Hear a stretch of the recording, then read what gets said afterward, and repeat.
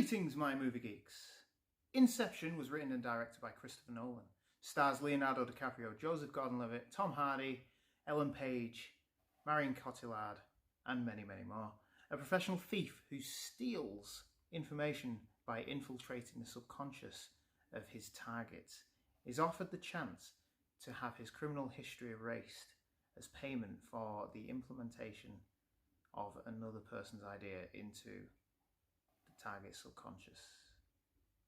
After the success of The Dark Knight, Christopher Nolan was able to secure a $100 million budget, with the final official budget being $160 million, split between Warner and Legendary Pictures.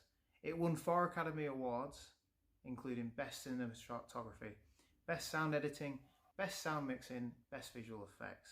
It should have won more because it was also nominated for 4 more, including the Best Original Score by Hans Zimmer, Best Art Direction, Original Screenplay, and Best Picture. The film begins with Dominic Cobb, played by DiCaprio, and Arthur, played by Gordon-Levitt, as they are on a mission to try and steal information from Ken Watanabe's Mr. Sato's subconscious. The mission fails, but Sato, who set up the heist to begin with, is impressed enough for them to attempt to incept an idea into the head of his competitor. Still going. The plan is to give Robert Fisher, played by Cillian Murphy, the idea to dissolve his father's business, making way for Sato's company to take over. To do this, they need to incept the idea deep into the subconscious of Fisher.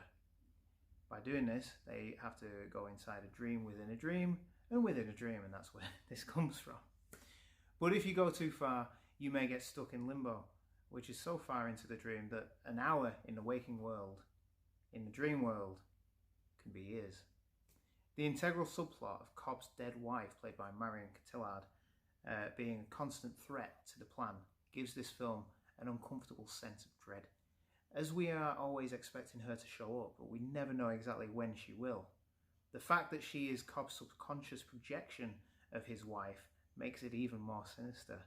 It's almost like he is the enemy. The enemy within himself is his own mind. From what I've already said, this movie is filled with great talent.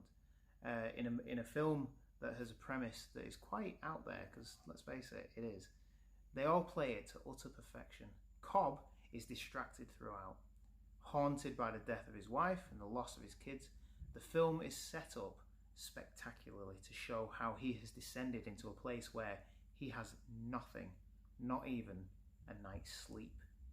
The rest of the team include Arthur Eames, played by Tom Hardy, Ariadne, played by Ellen Page, Sato, and they all have their own specific roles. Their characters are fully formed and different, and that's what makes this film feel fleshed out. The set pieces in this film are utterly brilliant. Nolan opted to use practical effects for the majority of the set pieces in the film, and I think you can tell this. It all seems visceral and real. The standout set pieces for me, I'm going to go through a couple, is the fight in the hotel corridor between numerous projections of Fisher's subconscious and Arthur, because this fight is happening when the dream is collapsing and the corridor spins. Nolan built a 100-foot long rotating hallway. The effect of this is that the camera picks up everything that happens, and it is visually stunning and works so well within the finished film. It's still going. Another set piece using practical effects is during Sato's dream collapse at the beginning of the film, when Cobb is pushed into a bath to wake him up. Cobb stands listening to a loud noise, and then water comes bursting through the castle windows. You'll see it. All practical and all visually stunning. I've said that twice now, so sorry. I've said it before and I'll say it again, but Inception has one of the best movie soundtracks I have ever heard.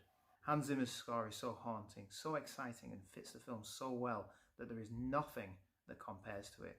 And you can see my top 5 of Hans Zimmer soundtracks on my channel or in the corner, wherever it is. This movie is fantastic and came out at a time when everything that seemed to be released in cinemas were sequels, prequels, or adaptations. If you haven't seen this film, and I highly doubt that you haven't, I'd urge you to watch or rewatch it again. There are only a few days, maybe one day, until Nolan's newest movie, Tenet, is released. There are rumours that there are links between the two movies, and as such, I'm going to have a rewatch of Inception. I'm Neil from the Movie Geek, and you can click the button below and subscribe if you want to hear more reviews.